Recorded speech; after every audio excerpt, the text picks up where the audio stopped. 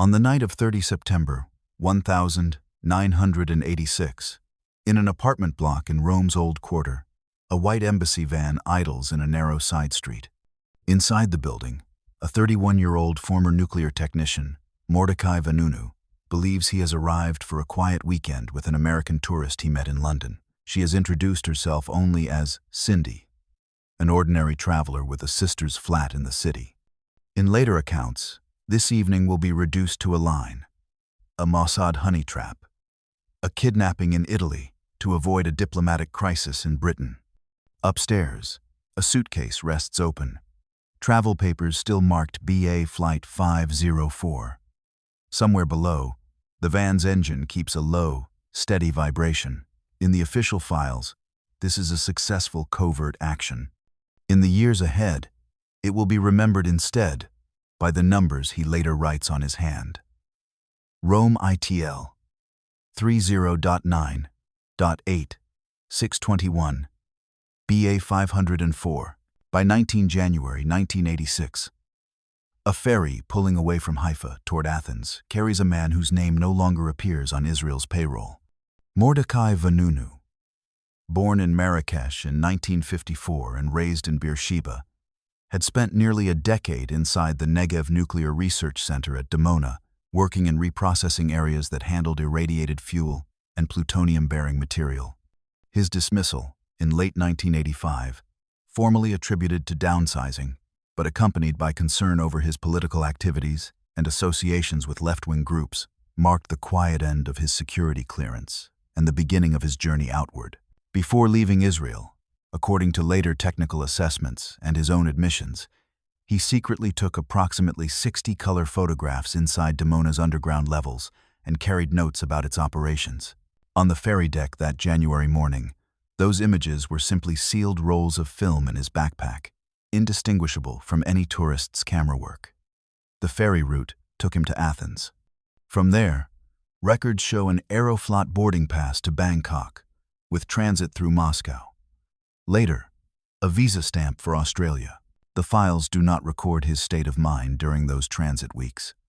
They do record that once he departed Israeli territory, the state that had employed him as a technician would come to regard him as a strategic threat. In the bureaucratic gap between former employee and security risk, a man stepped off a boat carrying evidence that would challenge Israel's long-standing policy of nuclear ambiguity, the official posture of neither confirming nor denying possession of nuclear weapons.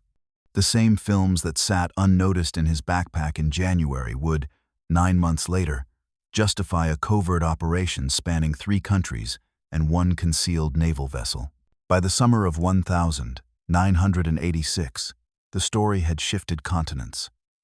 In Sydney, an intermediary named Oscar Guerrero encountered Vanunu and heard him speak about his time at Dimona. Guerrero, a Colombian-born freelance journalist, recognized the potential value of what the former technician possessed and approached the Sunday Times in London, triggering a cautious but determined investigation. When Vanunu arrived in London later that year, he brought with him the undeveloped film rolls and his detailed recollections of Dimona's underground production areas. The newspaper lodged him modestly while reporter Peter Hunem and the paper's Insight investigative team conducted extensive interviews. Nuclear physicist Frank Barnaby was brought in to assess whether Vanunu's descriptions of plutonium production, tritium extraction, and reactor operations made technical sense. Their meetings generated notes, diagrams, and eventually the draft of a front-page exposé that would estimate Israel's nuclear arsenal at far greater capacity than previously assumed by Western analysts. In Tel Aviv and Jerusalem, word of the impending leak reached senior officials. The photographs and technical descriptions, when transmitted through intelligence channels to the Prime Minister's office, convinced Shimon Peres and his advisors that this was not a hoax. According to later reporting, Mossad was tasked to neutralize the source before publication or, failing that, to bring him back to Israel for trial. A quiet operational constraint ran through all these discussions: the desire to avoid confrontation with Margaret Thatcher's government. Kidnapping on British soil was considered too risky diplomatically. Any operation would have to end somewhere else. Before the article appeared on 5 October 1986, 986, a different document would already be in motion. A British Airways ticket in his name. Destination Rome. By September 1986, Mossad had shifted from analysis to active preparation. According to accounts that emerged in subsequent years, psychological assessments concluded that the target was isolated and potentially susceptible to attention from women. He had broken with his family over his conversion to Christianity, left his country, and was living alone in inexpensive London accommodation while awaiting the newspaper's publication. An American-born Mossad officer was selected for the operation. Later, press investigations and legal proceedings would identify her as Cheryl Ben Tov, née Hanin, who traveled under variations of her sister-in-law's name, entering the United Kingdom as a tourist named Cindy. Her operational cover was straightforward. A young American woman from Florida, connected vaguely to the cosmetics business, traveling through Europe. According to Vanunu's later testimony and various journalistic reconstructions, the first contact occurred on a London street. She fell into step beside him as they crossed, speaking in casual English. He would later state that it was he who chose to continue the conversation, noting that if she had pushed too hard, he would have suspected her intentions. The approach worked precisely because it appeared unforced. In the archival shorthand of intelligence operations, this entire sequence compresses to a single paragraph. Masquerading as an American tourist, she befriended him and convinced him to accompany her on vacation to Rome. In practice, it meant shared coffees, walks through London, discussions about his uncertain plans after publication, and eventually an offer a spare flat in Italy belonging to her sister, a few relaxed days away from the pressure. When she offered to pay for their tickets to Rome, the decision was framed as a holiday. In subsequent reports, it would be described as the moment the operation left British jurisdiction.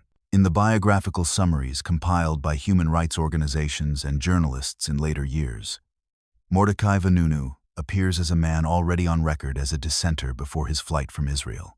A former IDF sapper who served in the 1973 war, he had worked at Dimona for nearly a decade before becoming disillusioned. By the early 1982s, he had gravitated toward left-wing discussion circles at Ben Gurion University, where he studied philosophy, and eventually converted to Christianity, a decision that further estranged him from his Moroccan Jewish family. He had signed non-disclosure agreements upon his employment at Dimona. In interviews conducted years after his imprisonment, he argued that his higher obligation was to prevent a regional nuclear catastrophe, to expose what he believed was a secret program that the Israeli public and the international community had a right to know about. The Sunday Times team regarded him as a source exposing nuclear ambiguity. Israeli authorities would frame him as a traitor who had endangered national security at its most fundamental level. The context bridges personal conscience to regional stakes. Dimona's plutonium output, as later estimated by independent physicists based on Vanunu's photographs and testimony, suggested Israel possessed material for dozens to more than 100 potential warheads by the mid-1980s, far exceeding previous Western estimates. In London editorial offices, this was a matter of public interest and non-proliferation debate. In Jerusalem, it touched on existential secrecy. The archival record remains sparse on his daily life during those London weeks. Documented are the dates of interviews with Hunam, the sessions with Barnaby, the newspaper's internal deliberations. What is not recorded is how he filled the lonely evenings between them. That silence itself forms part of the psychological picture. A man waiting for his story to be printed, moving through a foreign city where almost no one understood what he had done. By September 1986, internal discussions within the Israeli government had produced a clear directive.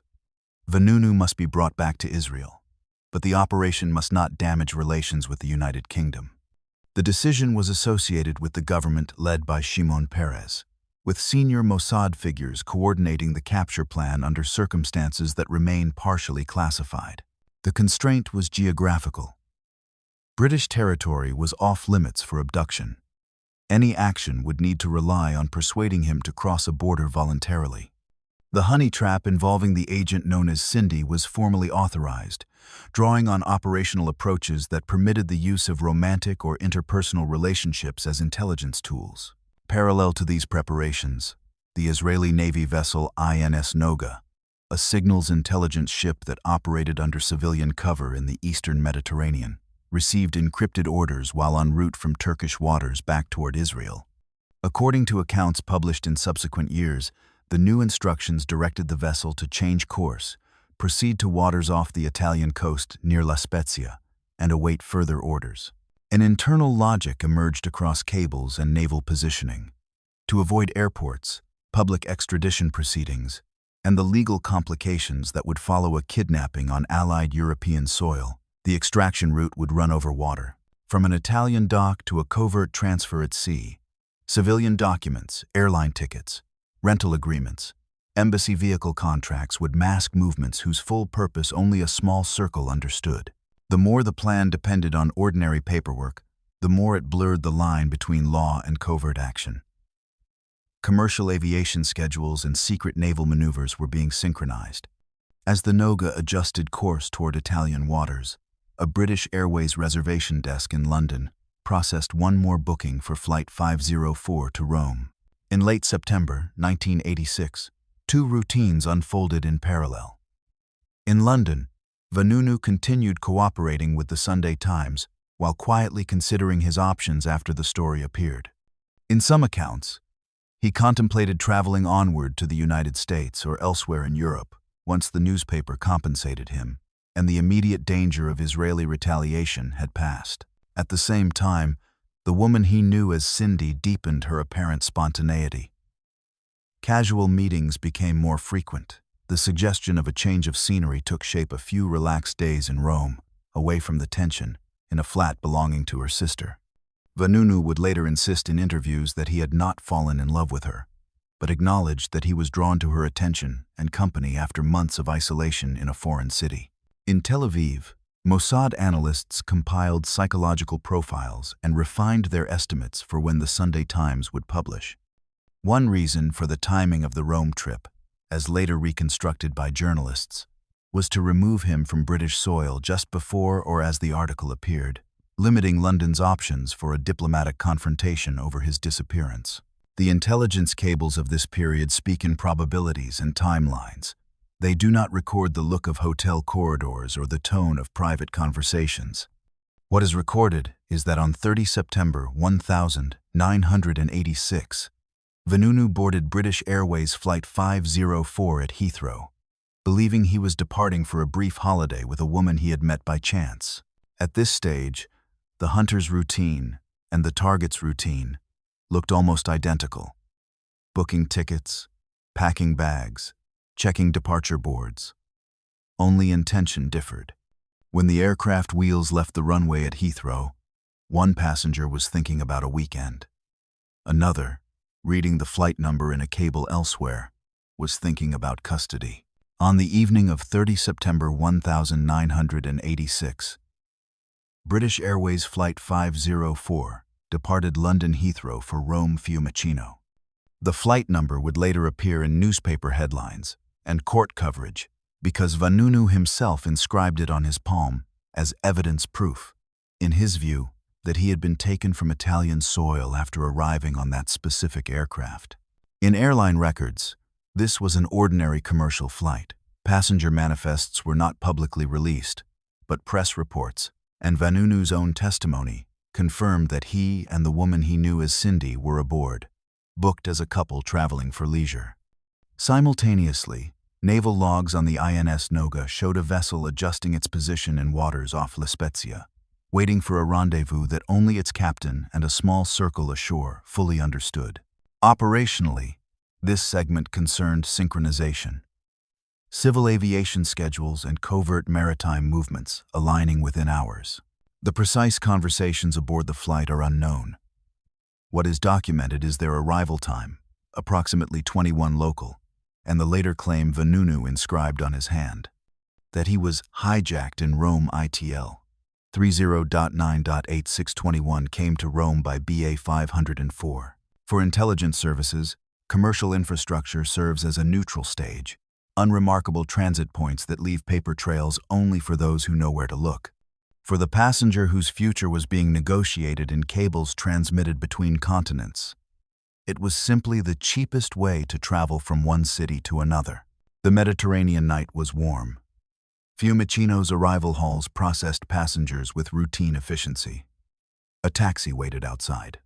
When the aircraft's wheels touched down on Italian tarmac, the operation's naval, diplomatic, and human components all stood within hours of collision. From Fiumicino on the night of 30 September, 1986, a taxi carried Vanunu and the woman known as Cindy to an apartment in Rome's Old Quarter.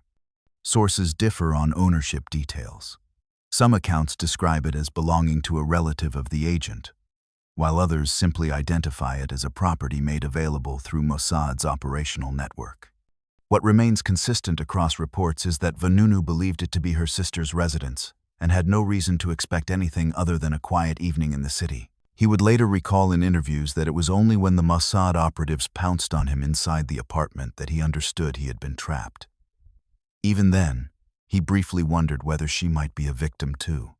According to multiple sources, including subsequent press investigations, 2 or 3 Mossad operatives were waiting inside the flat. Once he entered, they overpowered him and administered a sedative injection, immobilizing him within moments. There are no public photographs of the room where this occurred. The layout is absent from any declassified material.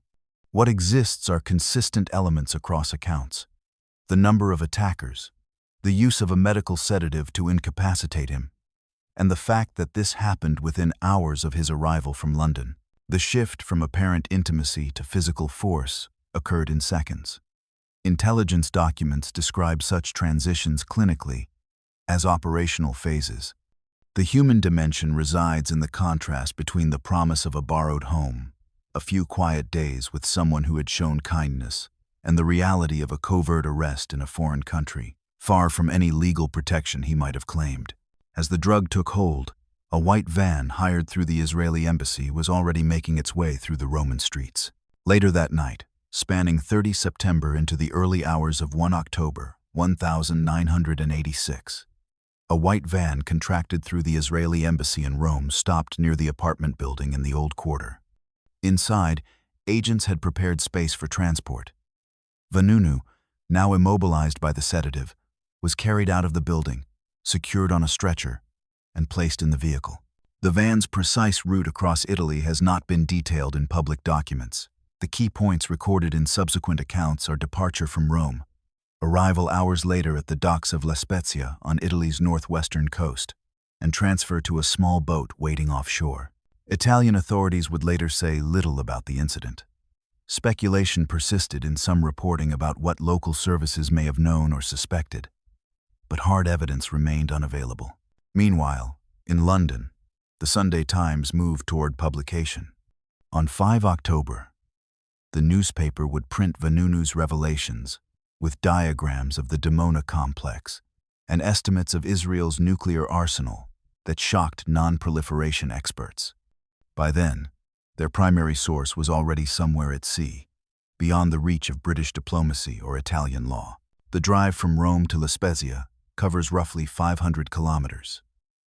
In the darkness of an autumn night, with a sedated prisoner in the back, the journey likely took several hours. The roads of central Italy gave way to the Ligurian coast. At some point before dawn, the van reached port. In official terminology, this was an extraction engineered to avoid legal confrontation on British soil while securing a target for trial in Israel. For the person under sedation on the stretcher, moving through the Italian night without any awareness of the countryside passing outside, it was simply disappearance. As the van doors opened at La Spezia, lights from the INS Noga were visible beyond the harbor wall. When a small boat departed La Spezia and reached the INS Noga in the first days of October 1986, the operation shifted from Italian territory to international waters and then toward Israel.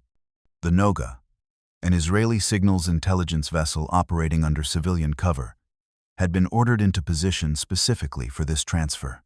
According to accounts that emerged in later years, When Vanunu and the Mossad team boarded, the ship's crew was ordered into a common area and the doors were secured. Only the agents handling the prisoner moved freely on deck during the voyage.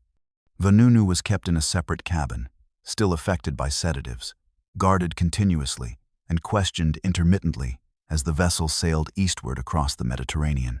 The journey lasted several days.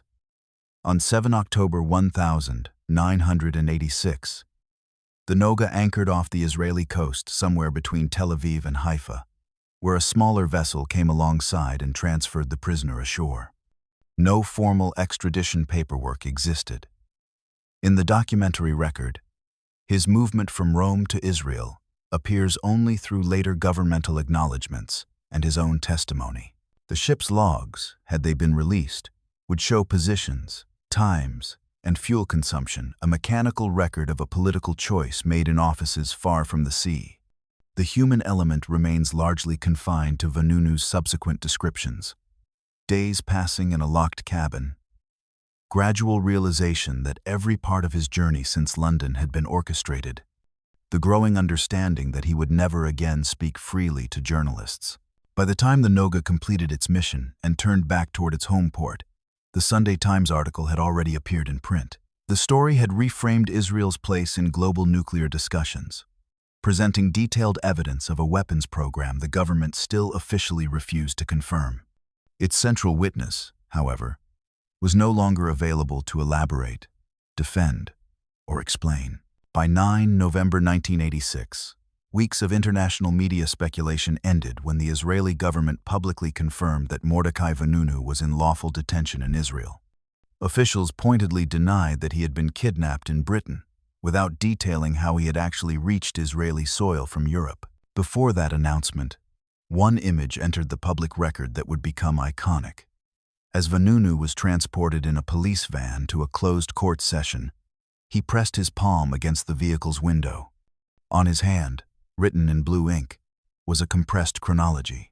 Hijacked in Rome, Italy, 30.9.8621, came to Rome by BA 504. Photographers captured the image. Newspapers reproduced it worldwide as a form of counter-document to the state's official silence on operational details. The trial that followed, beginning in 1987 and concluding with conviction in March 1988, was held largely behind closed doors under Israel's national security regulations. He was charged with espionage and treason. The prosecution argued that his disclosures had caused severe damage to national security. The defense contended that he had acted from conscience, seeking to inform the world about a secret weapons program. The court sentenced him to 18 years in prison, calculated from the date of his abduction in Rome. Only heavily censored fragments of the proceedings would later be released to the public. The substance of what he revealed, the technical details that had convinced the Sunday Times to publish, remained officially unacknowledged by the Israeli government, even as it prosecuted him for revealing it. In official transcripts, his journey was translated into charges, counts, and sentencing guidelines. The palm pressed against glass, with its scrawled time and flight number, remained the closest thing he possessed to his own written testimony about where the operation had begun. When the courtroom doors closed behind him, another door in a high-security wing at Shikma prison in Ashkelon was already waiting. From 1988 into the late 1990s, Vanunu's existence contracted to a cell in Ashkelon prison's high-security wing. Human rights organizations documented more than 11 years spent in near-total solitary confinement. A small cell, severely restricted contact with other prisoners, strict limitations on reading material, and controlled visits from family members who chose to maintain contact despite the rupture his actions had caused. Amnesty International classified him as a prisoner of conscience and criticized his conditions as cruel and degrading treatment. The organization repeatedly called for his release, or, at minimum, an end to solitary confinement. Israeli authorities responded that the measures were necessary to prevent him from divulging additional classified information. Though his direct knowledge dated to the mid-1980s, and the technical landscape had evolved considerably since his departure from Dimona. The psychological toll emerged only indirectly through the years. Reports of him calling out during brief exercise periods, letters smuggled to supporters abroad, and statements expressing his continued belief that he had acted rightly in informing the world. He did not recant. He did not apologize. In interrogations and limited communications, he maintained that he did not consider himself a traitor, but rather someone who had wanted the world to understand what was being built in the Negev desert. The cost was measured not in dramatic incidents, but in accumulated time without ordinary human contact, counted quietly behind walls that admitted neither sunlight nor public scrutiny. On 21 April 2004, after 18 years of imprisonment, Mordecai Vanunu walked out of Ashkelon prison. Eggs were thrown. Insults were shouted. He spoke briefly in English to assembled media, expressing his continued belief in what he had done and his desire to leave Israel. In legal terms, his sentence was complete. In practical terms, his constraints continued. Israeli authorities imposed administrative restrictions. He was required to remain in Israel, forbidden from approaching foreign embassies or airports, barred from speaking with foreign journalists without government permission, and obligated to report any movement between cities. These orders were renewed repeatedly in subsequent years, extending indefinitely what his lawyers characterized as continued punishment without trial. Over the following 2 decades, he was arrested multiple times for alleged violations, including unauthorized meetings with foreigners. International supporters continued campaigning for his right to emigrate. Israeli officials maintained that he might still possess unrevealed information that could endanger national security. The abduction that began in a Roman apartment in September 1986 continued to define his daily existence decades later, long after the technical details he once knew had been superseded by time and technological change.